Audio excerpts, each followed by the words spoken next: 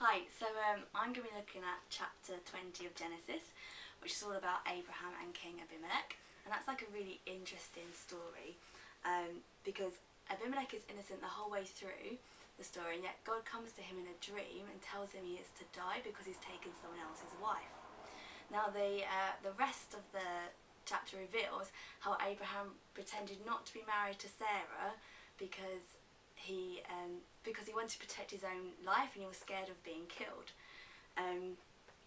Not only does this show the culture that surrounded Abraham at the time, it also shows his lack of faith, because only two chapters earlier God had promised Abraham a son, and yet in chapter 20 he just doesn't think it's going to happen, and he doesn't rely on God's providence to help him all the way through. And so we see that whatever promise God has spoken over us, God will always see it through. And so wherever Abraham settles, God will always provide. And so cities such as we see in chapter 19, like Sodom and Gomorrah, they were cities which are really ordinary for the time, and Abraham was really scared that he would end up in a city like that. And yet the one city where Abraham settles in is the one city that is the one place where a king has reverence for the Lord. And so we see God's continuing providence for Abraham throughout his whole entire life.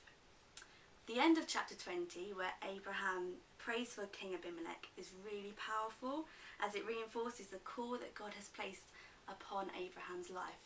Now this call is that Abraham is blessed in order to be a blessing, and we see this call not only in Abraham's life, but in every single person God calls throughout the Old and New Testament. So out of God's grace, he called Abraham to be a father of a great nation, and therefore gave him a son in order for that nation to be a blessing to the rest of the world. And so when Abraham prays for King Abimelech and his whole family, the whole family is healed and restored, and Abraham's faith grows. And so if God has put a blessing over your life, or God has put a promise over your life, then don't forget it, and always run to him and ask for his provision, because he will always provide, and he will never let you go. And that's just what I wanted to share with you today. Thank you for listening.